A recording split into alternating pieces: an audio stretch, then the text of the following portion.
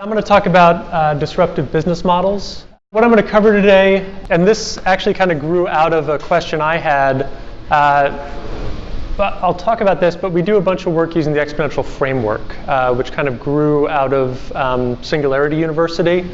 And we talk a lot about disruptive technologies and how do you use disruptive technologies to get your businesses to grow more quickly. And as part of that conversation, we do a lot of talking about business models, but I'd never actually done a deep dive into business models. And it turns out the business model is as important as the disruptive technology. So really, I just wanted to talk about, and this is kind of my own education, I wanted to do a deep dive on business models. So I'm going to talk about exponential technology versus business models and how they fit together, different types of business models, where disruption happens, why disruption is difficult, and where to start if you're looking to build a disruptive company. And really, there's two types of people looking to build disruptive companies. There are the traditional entrepreneurs, and then there are large organizations which have great businesses but are under threat of being disrupted any day now. So the first piece of technology versus business models is that technology wants to be free. And so there's a couple different frameworks. You can find all kinds of these on the internet. But basically what happens as we network and as we use technology to connect ourselves, we have perfect competition. There's always someone else doing what you're doing and probably doing it better and probably doing it a little bit cheaper. There's price transparency, so you can see what everyone else is charging. There is innovation sharing, which our president is angry about at this moment. But basically, anytime you see what someone else has done, you can recreate it. So very quickly, ideas spread around the world. There is collaboration, so it's not necessarily all stealing. Lots of people are working together. You have these massive projects like Bitcoin or Linux or things that are created by large groups of people who don't actually even know each other, but come together to build this stuff. And then you have this expansion of markets. In the next 10 years, I think another 3 billion people are going to come online. So you have this amazing ability to connect to more and more people. And all of this essentially pushes technology towards free. And so the growth cycle of digital technologies, you start with digitization. So you take an industry or a business and you make it digital. So at that point, it becomes free to copy, free to make copies, and it enters this exponential growth. Deception, you have very slow initial growth in an exponential curve, but then it ramps very steeply once the doubling really kicks in. Then you get into the disruption phase, where digital technologies start to outperform in effectiveness and cost. Demonetization, again, technology becomes cheaper over time, so this is the driver towards free. Dematerialization, so you start to take the physical goods out of the equation. You know, Lyft and Uber don't own a lot of their own cars. Airbnb doesn't own hotel rooms, and yet Airbnb rents more hotel rooms than Hyatt. And then you have democratization. And a great example of democratization is search. So search is free, and search has become the cornerstone for a ton of things. People can experiment with search. They can build things on top of search. And so you get this democratization where anyone can start to tap into it. And you get all sorts of experimentation. If you want to look up on this up on the internet, it's called the 6 Ds, because all of these start with D. And basically what happens as technology tends towards free and as you have all these exponential technologies coming together, you actually end up with abundance. So we all grew up in an economy of scarcity where we were trying to control scarce resources. And what's happening now is assets and information want to be free too. So all of a sudden, Lyft or Uber can have a global network of drivers without owning cars. And so kind of the Bible for this is this book, Exponential Organizations, written by a guy named Salim Ismail, who ran Singularity University for 8 years. He's a partner in our fund here. He hangs out at Rokk3r a bunch. And I highly recommend reading this book. And he talks a lot in the book about disruptive technologies and a little bit about business models. So that led to my curiosity about the business models. Sorry. OK, and then the second piece, it's not so much about disruptive products, but more about new business models threatening incumbents. So that's really where I wanted to do the deep dive. And so we had this quote, Clayton Christensen is kind of the godfather of business model theory. Disruptors often build business models that are very different from those of incumbents. And that's kind of the secret sauce. Uber didn't come to market with exactly the same business model as the taxi industry. They used technology to tweak the business model so that they could attack the taxi industry in a way that the taxi industry couldn't really defend against. And so I'll show you a full sheet, but there's something called a business model canvas. And there's a few different types of business models. I'm going to keep it to 3 and really organize the business models by how many customer segments are in them. And this framework has helped clarify my thinking a lot as I think about this. So there's direct, there's multi-sided, and there are marketplaces. And those 3 cover pretty much everything, every business. And the equation we're going to use for all 3 of them is the value created, the value you're delivering to your customer, needs to be greater than the value you're capturing. They need to feel like they're getting a good deal, otherwise they won't give you their money. Needs to be greater than the cost it takes you to create and deliver that value. So that's the important thing when you're starting a business. Many entrepreneurs get this one wrong. So the direct business model is, when I walk into a Starbucks and buy a cup of coffee, that's a direct business model. I am doing business with that company. I walk in and walk out as a customer. And we can all think of lots of examples of that. The second one is the multi-sided business model. So this is network television. This is Facebook. This is Google, where essentially they attract an audience for free, a giant audience. And then that audience creates a derivative asset. So in the cases of those companies, it might be attention. And then those companies monetize the attention. So Google is able to offer lots of things for free that we use. A lot of us showed up with Google Slides, which is a free product. Google is able to do that because they monetize us by selling our attention to advertisers. You can also think of nonprofits in this model where the derivative asset is helping people. So donors are willing to pay the nonprofit in order to receive that derivative asset of helping people. And the last one is marketplace. So this is your Airbnb, where essentially you have people providing rooms and you have people staying in rooms. And these are a little bit,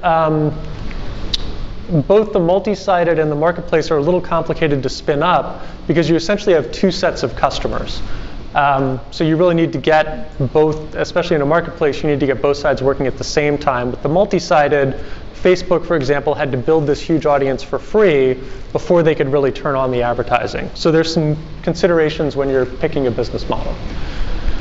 So where does disruption happen? So now that we've got that framework and we can think about these 3 business models, the first place it happens was with bad ideas. And this is only partially a joke.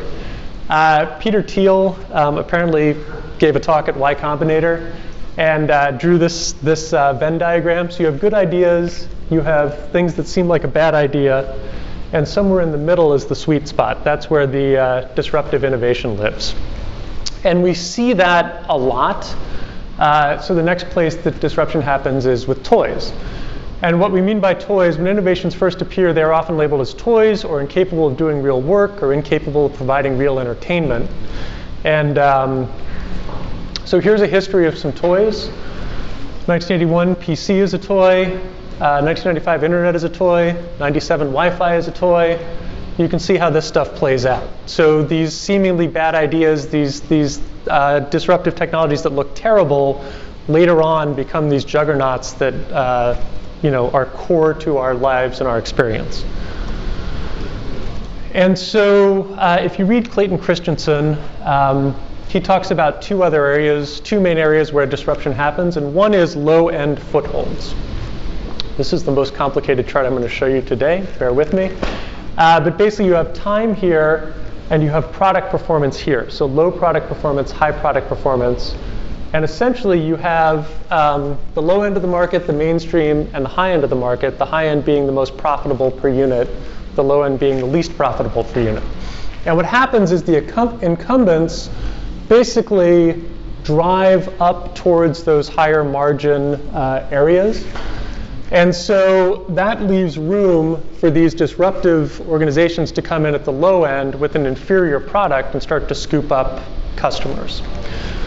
And what happens when they do that, at the beginning, you may get a bunch of players in this area, and they're a little bit protected by, there's sort of a price halo or a price umbrella that's provided by these guys.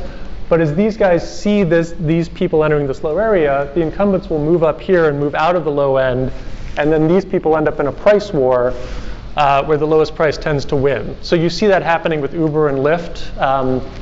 It's gotten a little bit better, but for a while last year, everything was 50% off on both networks as the taxis pulled out and Uber and Lyft had to compete on price.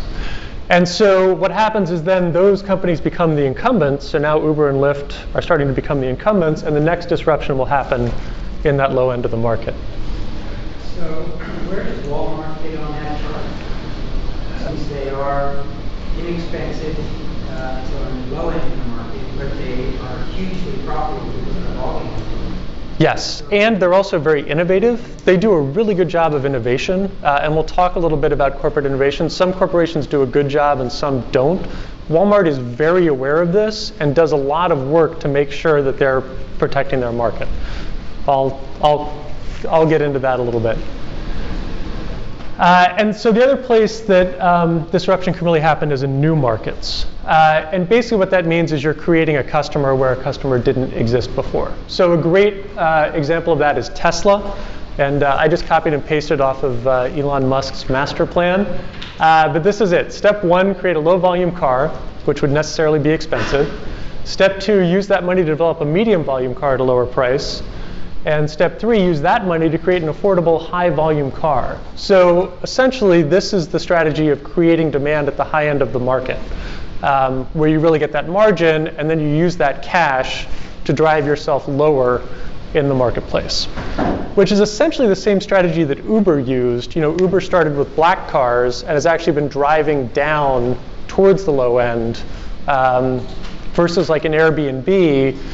An Airbnb is really capturing a customer that is that lower end that wouldn't stay at a hotel or that is willing to not stay at a hotel. So they've really, you can see the difference in the business models and how they're attacking the market. OK, so the next piece, if you're a big incumbent player like a Walmart, why is it difficult for you to deal with disruption? So the first thing is you have a working business and you're focused on your customers. And so what you're really doing is making sure those customers are happy and deepening your relationship with those customers. And that makes it very hard to take your eye off the ball and do something that's not customer focused or that threatens your relationship with your customers. The second piece is you actually start to prioritize sustaining innovations, and there's sort of a difference between sustaining and disruptive. So sustaining innovations, actually we'll use Airbnb and Uber. So Airbnb is a disruptive innovation because they've gone after that low-end customer that wouldn't otherwise stay in hotels, and they've created a whole market there that the hotels can't really capture, and now Airbnb can work their way up from there. Uber is actually more of a sustaining innovation because they haven't actually changed the market at all. They're going after the same customer as the taxis, and what they've done is actually delivered a better experience. So it's easier to get a ride from them, but it's not a different market. So technically, Airbnb is a disruptive innovation and Uber is a sustaining innovation. And what happens with companies that exist is they focus on that sustaining innovation because they have a relationship with their customers. And so what we've talked about a little bit is demand-side innovation. Yes? Quick question. In most business schools, they teach you they teach you to not to create a market, but instead to use an existing market. Is that, in that last slide, you showed the difference between disruptive and sustaining. And can I interpret then that disruptive would be making a market and sustaining would be using an existing market? Technically, if you read Clayton Christensen, he says you can disrupt at the low end of the market. or by creating a new market, and either one of those counts as disruption. Sustaining is focusing on the existing customers. And so this gets really tricky for companies. So demand disruption, like with Uber and the taxis, is a little bit different than supply-side disruption. So a great example of supply-side disruption, it's really disruption of a product's architecture threatens a company's very survival in a way that changes in customer demands do not. Because a successful company has built a whole supply chain and a process and an organizational structure that supports the way they do business. So a great example of this, 10 years ago, Apple came out with the first version of the iPhone that was noticeably inferior to BlackBerry. It had worse battery life, it didn't have a keyboard, it didn't have the ecosystem, and yet enough people were willing to do this. Apple had really sort of captured the, hey, we're going to make this easier. So even though the actual phone sucked, people started to use it. And actually, I didn't put it here, but I looked up a chart of BlackBerry, and you can kind of see them go like this and then just dive off a cliff to zero, basically.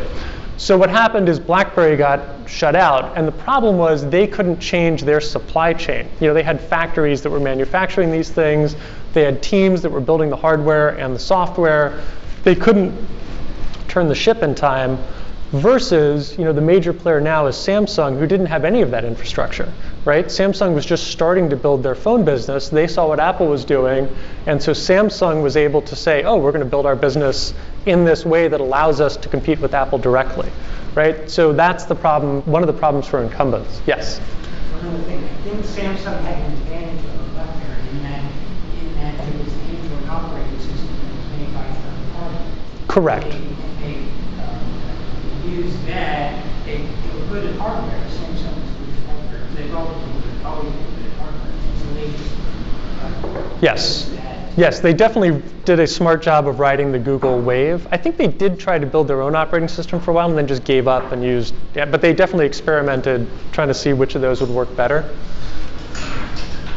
And then it's also difficult for incumbents because abundance is cheaper than assets. I got off the phone with the CEO of a company yesterday that I was talking to about doing some work on getting some innovation, you know, making innovation core to their business, and he was complaining about the assets. You know, they have all these physical assets, and they're really expensive, but they can't get rid of them because they're core to the business.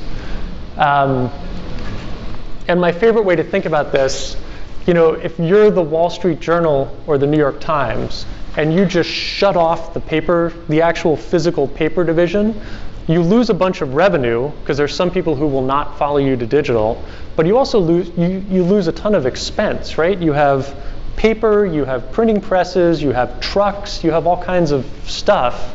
So if you cut that as well, do you actually end up with a higher profit? And you've seen some newspapers try to make that switch. But it turns out that abundance is cheaper than assets. So when you look at an Airbnb or an Uber, you know, they're doing these massive global networks without actually owning the assets. And Waze was able to beat Nokia. Nokia was putting sensors down on every highway around the world. And Waze said, great, we'll just do it with cell phones. We don't need the sensors, right? So they just tapped into the abundance that was there. And that's a lot of the work that Salim Ismail does with exponential organizations. OK, so if a disruptive competitor can offer a product or service similar to yours for free, and remember we talked about how everything's going to free, and if they can make enough money to keep the lights on, then you likely have a problem. So what this tells us is you can wrap free in some money-making activities, Google being a great example of that. We all search for free, but Google makes a lot of money. So where to start if you're looking to innovate?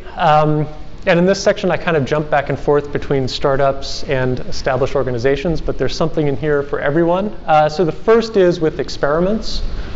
Most every innovation, disruptive or not, begins life as a small-scale experiment. Disruptors tend to focus on getting the business model rather than merely the product just right. So Uber is a good example of this. The first iteration of Uber, they had 3 black cars. Like, they actually had the cars. And they were sending them to people based on this app. And only later did they get into, you know, this isn't going to scale if we own the cars. How do we solve this problem? And actually, Lyft originally came up with the idea for the drivers having their own cars, and Uber just stole it and made it bigger than Lyft has so far. But the business model is as big a deal. So one of the tools you can use is the business model canvas. I have used the business model canvas and the lean canvas. They both have their advantages, but it's essentially a map of how your business is going to operate. And I encourage you to look it up online. But you can quickly sketch it out, and it shows you where it shows you a map, essentially in bullet point form, of what your business model is, but also shows you where your guesses are. Right? So I may guess that I'm going to be able to charge my customers a subscription fee of $10 a month, but I have to go prove that before I can really bank on it in order to build my business. So you can quickly see, and you can quickly change things when it's in this form. And as we discussed, assets, technology, information, a lot of things are trending towards free, so you can tap into that. So the steepness of any disruptive trajectory, which remember the exponential curve goes like this, is a function of how quickly the enabling technology improves. So what that tells us is you can make more features, but if you can tie yourself to exponential technologies that are advancing rapidly, you can grow even more rapidly than you can with your own innovation. So the iPhone, for example, is a perfect example of that. It sucked in 2007. And the difference in the memory and the technology and the circuitry and the things that my phone can do now versus 10 years ago is stratospheric, right? So Apple's been riding that wave in addition to all the innovation they've done on features. Another tool you can use, and you can look this up online as well, is the exponential canvas. So in exponential organizations, Salim and crew came up with this structure that is essentially, the thesis is we're moving from scarcity to abundance, and technology is unlocking that abundance. And so scale and ideas are 5 attributes and 5 attributes that you can use to make your company exponential. And it's really about tapping into abundance. So staff on demand, Uber and Lyft are using people in their cars. That's staff on demand and leveraged assets. The workers and the cars don't belong to the company. So that's external, tapping into the abundance. And then this stuff is internal, managing the abundance. So what are the tools that the people in Uber or Airbnb are using to actually run the business or rent the hotel rooms or manage the fleets? So I encourage you to look at the exponential canvas as well. And it's also a very quick tool that you can use to start to see, hey, where can I make my business, where can I tap into this abundance, and how can I help my business grow more quickly? Jeff Bezos has a favorite quote, your margin is my opportunity. And we see him do this again and again and again, where he comes in and he's kind of riding that trend of everything's trending towards free, and I can wrap money-making things around it. And actually, one of my favorite things about Amazon is the way that web services was created is they were their own best customer. They had a bunch of different divisions in the company that couldn't talk to each other. So he actually appointed an executive to go around to each division and make sure that they were all connecting to each other in a standardized way. So they were their own best customer for web services. This modularized platform grew out of that. And then they said, hey, we can make this something that we can make available to other people, and it's grown into this juggernaut. So when you look at them buying Whole Foods, they now have the ability to do the same thing with the food supply chain, right? They're their own best customer for an on-demand food supply chain. So I would not be surprised to see Amazon Food Services come up. They're also doing a bunch of stuff around logistics, and once they get that right and they're their own best customer, you may have Amazon Logistics Services, and you can just pull the pieces you need to do your own global delivery from their existing abundance of supply. Bundling and unbundling is great. We see this all the time. And Jim Clark from Netscape has a famous quote, there are only 2 ways I know of to make money, bundling and unbundling. Basically, with unbundling, you're tending towards free, and with bundling, you're tending towards expensive. That's not totally true. But I will give one example. In economic theory, there's something called complements. So if you go to the grocery store and hot dog buns are on sale, you're likely to also buy hot dogs. So it's essentially the buns that are on sale drive the purchase of the hot dogs, and they make the hot dog more valuable temporarily while that bun is on sale. So Apple has very cleverly used this in their app ecosystem with all the free apps and the low-cost apps. Basically what happens is you have an Angry Birds, and Angry Birds decides to go free because they can give the game away and then monetize that customer in other ways. That basically, I'm not going to get too deep into the supply and demand curve, but basically the customers win, right? Because they get this free game. Everyone's excited. Lots more people download and play Angry Birds and have a good experience. So that's great for Angry Birds, assuming that they can, in fact, monetize that customer. But what happens to the iPhone is demand is pushed out. So demand is increased. Because I can play Angry Birds, I'm more likely to buy an iPhone. Now, I'm only this much more likely to buy an iPhone because that's an expensive purchase. But if I get Angry Birds and Uber and Google Maps and whatever it is that's free or that I can pay for on demand, suddenly the iPhone is very, very appealing, right? So that's what that app ecosystem does for them, is actually increase the demand of the iPhone through this theory of complements. Transparency, so opening up is the next place to start. Everyone has ideas. We do some work here at Rokk3r helping companies with innovation. I also am a certified coach at ExO Works, which is Salim's organization, and we do some work with big organizations and cities helping them with innovation.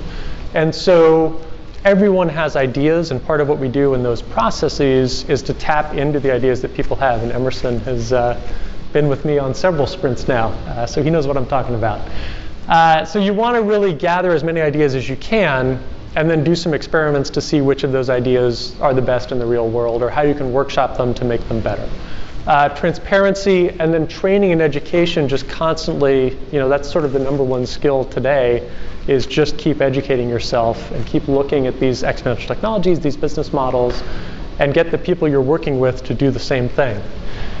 And then I'll just talk a little bit about selling things that can't be copied. So as information tends towards free, as technology tends towards free, because everything can be copied, you need to start selling things that can't be copied. So immediacy. I can get this research report right now versus I can get it a year from now. It's the same research report. The information is free, but the timing is what I'm paying for.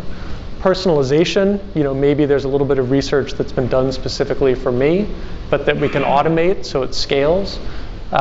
Interpretation, maybe there's something that's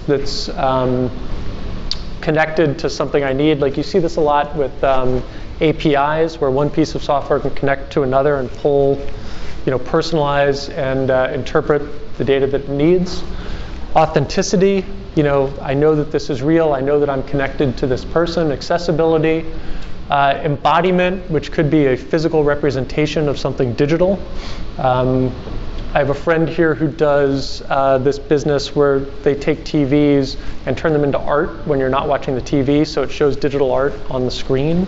So that's kind of an embodiment of this thing that's easy to copy, but it physically shows up in your living room. Patronage, people do want to support artists and creators. And then findability, always having some sort of third party who can help you discover what you need because there is so much abundance. How do you sort through it? And the last piece is just run separate initiatives. Over the long term, the greatest innovation risk a company can take is to decide not to create new businesses that decouple the company's future from that of its current business units. And so on the separate initiatives, you have this sustaining or core initiative, which is how do we make our existing business better using exponential technologies? And then disruptive is, how do we do the next big thing? So if you think of a Hyatt hotel, the sustaining is how do we make our existing business better? And the disruptive is how do we invent the next Airbnb? And it's really hard for companies, so that's a picture of Salim. And again, at Rokk3r, we have something called a think phase where we really focus on that. And ExO Works also has sprints and workshops that they do to really help companies figure this stuff out. So last quote from Jim Clark, Barnes & Noble could have addressed the internet, but didn't until Amazon forced them to. That's the worst way to do it. So you really want to be ahead of the curve. BlackBerry had the same problem. because if you're an existing organization, it takes a long time to pivot. And that's it.